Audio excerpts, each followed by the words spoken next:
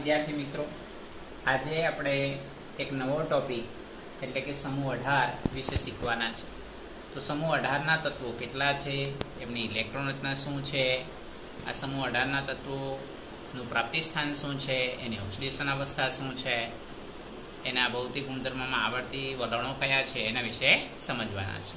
તો શરૂ કરીએ। સમૂહ 18 એમ તો આપણે 11મા ધોરણમાં શીખીને જ આવેલા છે કે ભાઈ પી બ્લોકની અંદર ખાસ કરીને સમૂહ 18 માં helium, neon, argon, krypton, xenon અને રેડોન આમ 6 તત્વો આવેલા છે। પણ આપણે 12મા ધોરણમાં આવેલા છે તો એની અંદર એક વધારાનું તત્વ ઓર્ગનેસોન તત્વોનો પણ સમાવેશ થયેલો છે। તો સ્ટાર્ટિંગ કરીએ। સમૂહ 18 ના તત્વો એ 7 તત્વો ધરાવે છે। હવે આ જે સમૂહ 18 ના જે તત્વો છે એમાં હિલિયમ સિવાય આ સમૂહ 18 ના તત્વોને આપણે ઉમદા વાયુ અથવા નિષ્ક્રિય વાયુ કહીએ છીએ। એમની સામાન્ય ઇલેક્ટ્રોન રચના NH2NP6 છે। NH2NP6 છે એટલે એના સંયુક્ત કોષમાં કેટલા ઇલેક્ટ્રોન છે? ટોટલ 8 ઇલેક્ટ્રોન છે। આપણે એવું ધ્યાનમાં રાખીશું। તો આ NH2NP6 ની જે ઇલેક્ટ્રોન રચના છે હિલિયમને બાદ કરતા આપણે એવું લખ્યું છે તે એટલે હિલિયમની ઇલેક્ટ્રોન રચના થશે 1s2। ત્યાર પછી નિયોન બીજું તત્વ જેનો પરમાણુ ક્રમાંક 10 છે એની ઇલેક્ટ્રોન રચના થશે હિલિયમ 2s2 2p6। ત્રીજું તત્વ છે આર્ગોન કે જેનો પરમાણુ ક્રમાંક 18 છે તો એની ઇલેક્ટ્રોન રચના નિયોન 3s2 3p6 એટલે 10 12 ને 6 18। ત્યાર પછી ક્રિપ્ટોન તત્વ તો આર્ગોન 3d10 4s2 4p6। તો વિદ્યાર્થી મિત્રો આપણે સમજીએ છીએ કે જેમ જેમ સમૂહમાં ઉપરથી નીચેની તરફ જઈએ છીએ એટલે મુખ્ય ક્વોન્ટમાંકના મૂલ્યમાં વધારો થતો જોવા મળે છે। ઇલેક્ટ્રોન રચનાથી તો પરિચયમાં છે। ક્રિપ્ટોનની ઇલેક્ટ્રોન રચના આર્ગોન 3d10 4s2 4p6 એટલે 18 ને 10 28 30 ને 6 36। ક્રિપ્ટોન પછી આવે છે ઝેનોન જેનો પરમાણુ ક્રમાંક છે 54 તો ક્રિપ્ટોન 4d10 5s2 5p6। ત્યાર પછી રેડોન જે એક રેડિયો સક્રિય તત્વ છે તો એની ઇલેક્ટ્રોન રચના આવશે ઝેનોન 4f14 એટલે f કક્ષક સામેલ થાય છે એમાં 4f14 5d10 6s2 6p6। તો વિદ્યાર્થી મિત્રો અહીં સુધીની આપણે ઇલેક્ટ્રોન રચના સમજેલા છે। તો હવે એક વધારાનો તત્વ જેને આપણે ઓર્ગનેસોન જેનો પરમાણુ ક્રમાંક છે 118 ધ્યાનમાં રાખીશું આપણે પરમાણુ ક્રમાંક 118 તે ઓર્ગનેસોનની ઇલેક્ટ્રોન રચના જેમાં રેડોન આવશે। જુઓ radon 5f14 6d10 7s2 7p6। તો આ વિદ્યાર્થી મિત્રો MCQ માં આપણને પૂછી શકાય તો આને આપણે ધ્યાનમાં રાખીશું। તો ઉપરની જે ઇલેક્ટ્રોન રચના છે તેમાં ક્વોન્ટમાંક જ બદલવાનું છે 4f ની જગ્યાએ 5f 5d10 ની જગ્યાએ 6d10 6s2 6p6 ની જગ્યાએ 7s2 7p6। તો આ ઓર્ગનેસોન જે તત્વ છે એનું ઉત્પાદન ખૂબ જ ઓછા પ્રમાણમાં કરવામાં આવતું જોવા મળે। બીજું આ ઓર્ગનેસોન જે તત્વ છે એનો અર્ધ આયુષ્ય 0.7 મિલી સેકન્ડ છે એટલે એનો અર્ધ આયુષ્ય સમયનું મૂલ્ય ઘણું ઓછું છે, મિલી સેકન્ડમાં છે, ધ્યાનમાં રાખીશું। બીજું કે આ જે ઉમદા વાયુઓ છે બધા જ વાયુ સ્વરૂપે છે, રાસાયણિક રીતે તેઓ નિષ્ક્રિય છે એટલે પ્રતિક્રિયાત્મકતા ધરાવતા નથી। તો એનું કારણ શું હોય? તો એનું કારણ એક જ છે કે તેઓ ખૂબ ઓછા સંયોજન બનાવે છે। સમૂહ 18 ના તત્વો ઉમદા વાયુ જે નિષ્ક્રિય વાયુ કહેવાય ખૂબ જ ઓછા સંયોજન બનાવે, આથી તેમને ઉમદા વાયુ તરીકે ઓળખવામાં આવે છે। અથવા તો બીજું આપણે એવું પણ કહી શકાય કે આ સમૂહ 18 ના જે તત્વો છે એ ખરેખર એના સંયુક્ત કોષમાં કેટલા ઇલેક્ટ્રોન છે? 8 છે, એટલા માટે પણ એને આપણે ઉમદા વાયુ અથવા નિષ્ક્રિય વાયુ તરીકે ઓળખવામાં આવતું જોવા મળે। તો આ સબ્જેક્ટિવમાં આપણને પૂછી શકાય કે સમૂહ 18 ના તત્વોને ઉમદા વાયુ તરીકે શા માટે ઓળખવામાં આવે? તો આપણે એવું કહી શકાય, એક કારણ એવું આપી શકાય કે ખૂબ ઓછા સંયોજન બનાવે આથી તેમને ઉમદા વાયુ તરીકે ઓળખવામાં આવે। બીજું એમના સંયુક્ત કોષમાં 8 ઇલેક્ટ્રોન છે એટલે એટલા માટે પણ એમને ઉમદા વાયુ તરીકે ઓળખવામાં આવતું જોવા મળે છે। તો વિદ્યાર્થી મિત્રો આ થઈ ઇલેક્ટ્રોન રચનાને સામાન્ય માહિતી થઈ। હવે આ સમૂહ 18 ના જે તત્વો છે એ ક્યાંથી મળી આવે, પ્રાપ્તિ સ્થાન શું છે, એનો સ્ત્રોત શું છે એને સમજીશું। તો તેમાં રેડોન અને ઓર્ગનેસોન સિવાયના બધા ઊંડા વાયુઓ વાતાવરણમાંથી મળી આવે. ધ્યાનમાં રાખીશું, એમસીક્યુ માટેના મુદ્દાઓ છે બધા જ. રેડોન અને ઓર્ગનેસોન સિવાયના બધા ઊંડા વાયુઓ વાતાવરણમાંથી મળી આવે છે. બીજો પોઈન્ટ, શુષ્ક હવામાં એટલે કે સૂકી હવામાં આર્ગોન કદથી 1% જેટલું પ્રમાણ ધરાવે છે. તો આ એમસીક્યુ માટે મુદ્દો ખૂબ અગત્યનો છે. શુષ્ક હવામાં આર્ગોન કદથી 1% જેટલું પ્રમાણ ધરાવે છે. હિલિયમ અને કેટલીક વખત નિયોન રેડિયો સક્રિય ઉત્પત્તિની ખનિજોમાંથી મળી આવે. એટલે હિલિયમ અને નિયોન આ બે એલિમેન્ટ છે તો કેટલીક ખનિજમાંથી મળી આવે. તો ખનિજોના નામ આપેલા છે. એક છે પીચ બ્લેન્ડ, બીજું છે મોનાઝાઇટ અને બીજું છે ક્લિયોવાઇટ. તો આ જે ખનિજો છે તેમાંથી કેટલીક વખત હિલિયમ અને નિયોન જેવા એલિમેન્ટ આપણે મેળવવામાં આવતા જોવા મળે. સૌથી વધારે પ્રમાણમાં હિલિયમ એ કુદરતી વાયુમાંથી મળી આવતું જોવા મળે. તો આપણે એમસીક્યુમાં પૂછાય, સૌથી વધુ હિલિયમ કુદરતી વાયુમાંથી મળી આવતું જોવા મળે. ઝેનોન અને રેડોન આ સમૂહના સૌથી વિરલ તત્વો છે. ધ્યાનમાં રાખીશું, ઝેનોન અને રેડોન આ સમૂહના એટલે કે 18મા સમૂહના સૌથી વિરલ તત્વો છે. આ ઉપરાંત રેડોન જે તત્વ છે કેવી રીતે મેળવી શકાય? તો જો રેડિયમ તત્વ છે, જો અહીંયા દર્શાવેલું છે રેડિયમ એટલે એનો પરમાણુ ક્રમાંક 88 છે, એનો પરમાણુ દળાંક અથવા પરમાણુ ભારાંક 226 છે.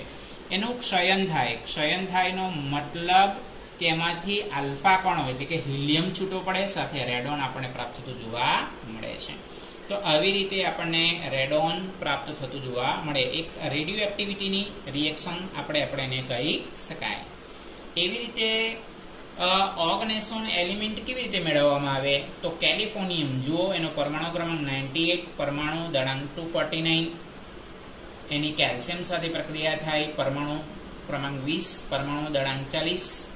તો આપણને ઓર્ગનેસોન અને ન્યુટ્રોન પ્રાપ્ત થતું જોવા મળે. મિત્રો ધ્યાનમાં રાખીશું, જો ડાબી બાજુ જે પરમાણુ ક્રમાંકનો સરવાળો છે એ જમણી બાજુ પણ થવા જોઈએ.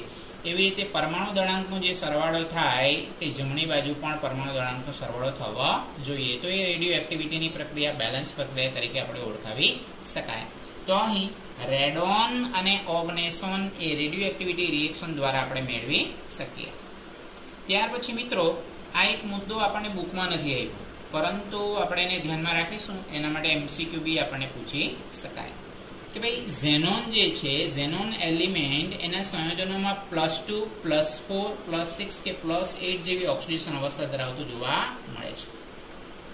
એકમાત્ર ઝેનોન એલિમેન્ટ ઝેનોન જ કેમ આટલા બધા સંયોજનો આપે છે? તો એનું કારણ આપણે રાસાયણિક ગુણધર્મોમાં પણ સમજવાના છે, પણ આપણે ઓક્સિડેશન અવસ્થા માટે હમણાં પૂરતું આટલું યાદ રાખીશું કે ઝેનોન તેના સંયોજનોમાં +2, +4, +6 અને +8 ઓક્સિડેશન અવસ્થા ધરાવે છે. તો એ સંયોજનો કયા છે?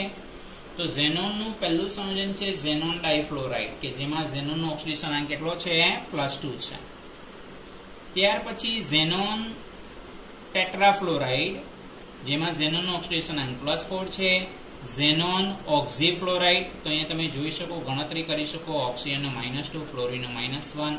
એ પ્રમાણે ઝેનોનની ઓક્સિડેશન સ્થિતિ ગણો તો +4 થશે. એવી રીતે +6 ઓક્સિડેશન અવસ્થા ધરાવતા ઝેનોનના કયા સંયોજનો છે? ઝેનોન હેક્ઝાફ્લોરાઇડ, ઝેનોન ઓક્ઝી ટેટ્રાફ્લોરાઇડ, ઝેનોન ડાયઓક્ઝી ડાયફ્લોરાઇડ અને ઝેનોન ટ્રાયોક્સાઇડ. તો આટલા બધા સંયોજનો છે કે જેમાં ઝેનોનનો ઓક્સિડેશન અંકનું જે મૂલ્ય છે એ +6 આપણને પ્રાપ્ત થતું જોવા મળે. આ ઉપરાંત ઝેનોન નો ઓક્સિડેશન અંક +8 હોય એવું કયું સંયોજન છે? તો ઝેનોન ઓક્ઝી ટેટ્રાફ્લોરાઇડ, ઝેનોન ઓક્ઝી ટેટ્રાફ્લોરાઇડ, ઝેનોન ટ્રાયોક્ઝી ડાયફ્લોરાઇડ. તો અહીંયાથી આપણે ગણતરી કરી શકીએ કે ઝેનોનનું ઓક્સિડેશન અંકનું મૂલ્ય +8 છે. સમજાયું વિદ્યાર્થી મિત્રો? તો આ મુદ્દો અગત્યનો છે, એમસીક્યુ માટે આપણે આ ધ્યાનમાં રાખીશું. ત્યાર પછી આપણે આ 18મા સમૂહના જ જે તત્વો છે એના કેટલાક ભૌતિક ગુણધર્મોમાં આવર્તી વલણ, જે ઓલરેડી આપણે જાણીએ છીએ. એમાંનો પહેલો પોઈન્ટ છે આયનીકરણ એન્થાલ્પી. તો 18મા સમૂહના જે તત્વો છે સ્થાયી ઇલેક્ટ્રોન રચના ધરાવે, એટલે આપણે અગાઉ સમજ્યા તે પ્રમાણે એના આઉટર શેલમાં 8 ઇલેક્ટ્રોન છે, એટલે તેઓ ઊંચી આયનીકરણ એન્થાલ્પી ધરાવે. સમૂહમાં ઉપરથી નીચેની તરફ કદ વધવાની સાથે આયનીકરણ એન્થાલ્પીના મૂલ્યમાં ઘટાડો થતો જોવા મળે. તો આ ગુણધર્મ આપણે જાણીએ છીએ, 11 થી આપણે શીખતા આવેલા છે.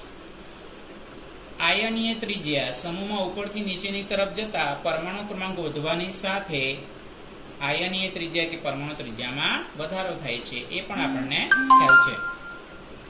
ત્રીજો પોઈન્ટ છે ઇલેક્ટ્રોન પ્રાપ્તિ એન્થાલ્પી. ઉમદા વાયુઓ સ્થાયી ઇલેક્ટ્રોન રચના ધરાવતા હોવાથી તેઓ ઇલેક્ટ્રોન સ્વીકારવાની વૃત્તિ ધરાવતા નથી. કારણ કે આઉટર શેલમાં 8 ઇલેક્ટ્રોન છે, એટલે ઇલેક્ટ્રોન ગુમાવી પણ ન શકે, મેળવી પણ શકે નહીં. આથી 18મા સમૂહના જે તત્વો છે એમની ઇલેક્ટ્રોન પ્રાપ્તિ એન્થાલ્પીનું મૂલ્ય કેવું હોય છે? ધન મૂલ્ય ધરાવતા જોવા મળે. તો આ મુદ્દો પણ અગત્યનો છે, આ ધ્યાનમાં રાખીશું. તો આ 18મા સમૂહના જે તત્વો છે એના ભૌતિક ગુણધર્મો કયા છે એને પણ આપણે ધ્યાનમાં રાખીશું. તો 18મા સમૂહના જે તત્વો છે, ઉમદા વાયુ એક પરમાણુય છે. જો વિદ્યાર્થી મિત્રો ધ્યાનમાં રાખીશું, દાખલા તરીકે હિલિયમ વાયુ લખવું હોય તો He ગેસ એવું લખીએ, પણ ઓક્સિજન વાયુ લખવું હોય તો O2 ગેસ આપણે લખીએ છીએ, ધ્યાનમાં રાખો. ક્લોરીન વાયુ લખવું હોય તો Cl2 વાયુ એવું લખીએ છીએ, પણ હિલિયમ, નિયોન, આર્ગોન તો એક પરમાણુય વાયુ છે. આ મુદ્દો ખૂબ અગત્યનો છે. આ ખાસ કરીને ઉમદા વાયુઓ રંગવિહીન, વાસવિહીન અને સ્વાદવિહીન વાયુઓ છે. આ પણ ધ્યાનમાં રાખીશું. પાણીમાં કેવા છે? અલ્પદ્રાવ્ય છે. હવે પછીનો પોઈન્ટ સબ્જેક્ટની દ્રષ્ટિએ 2 માર્કનો પ્રશ્ન આપણને પૂછાય કે ઉમદા વાયુઓ શા માટે નીચા ગલનબિંદુ અને ઉત્કલનબિંદુ ધરાવતા જોવા મળે? તો ઉમદા વાયુઓ ગલનબિંદુ અને ઉત્કલનબિંદુ નીચા ધરાવે એનું કારણ આપણે એક કારણ એ આપી શકીએ કે આ ઉમદા વાયુઓ વચ્ચે નિર્બળ આંતરાણ્વીય આકર્ષણ બળ, જેને આપણે ટેક્સ્ટબુકમાં નવું નામ આપ્યું છે આંતર પરમાણુય નિર્બળ પ્રકીર્ણન બળ. એનો મતલબ શું થાય? નિર્બળ આંતરાણ્વીય આકર્ષણ બળ ધરાવતા જોવા મળે છે. તેથી તેઓ નીચા તાપમાને પ્રવાહીમાં ફેરવાય. આથી તેઓ નીચા ગલનબિંદુ અને ઉત્કલનબિંદુ ધરાવતા જોવા મળે છે. તો આ 2 કારણસર બરાબર છે. એટલે આંતરાણ્વીય આકર્ષણ બળ સિવાય બીજા કોઈ બળ ધરાવતા નથી. આપણે એવું ધ્યાનમાં રાખીશું. તો આપણને આ ટેક્સ્ટબુકમાં બી આ પ્રશ્ન આપેલો છે, ધ્યાનમાં રાખીશું. આ ઉપરાંત હિલિયમ વાયુ જે છે એનું નીચું ઉત્કલનબિંદુ 4.2 કેલ્વિન છે, 4.2 કેલ્વિન છે. અને પ્રયોગશાળામાં વપરાતા જે સાધનો છે રબર, કાચ, પ્લાસ્ટિકમાં પ્રસરણ પામવાનો ગુણધર્મ આ હિલિયમ ધરાવતું જોવા મળે છે. તો હિલિયમનું નીચું ઉત્કલનબિંદુ 4.2 કેલ્વિન છે, એ પણ આપણે ધ્યાનમાં રાખવાનું છે. તો આ રહ્યા 18મા સમૂહના ભૌતિક ગુણધર્મો.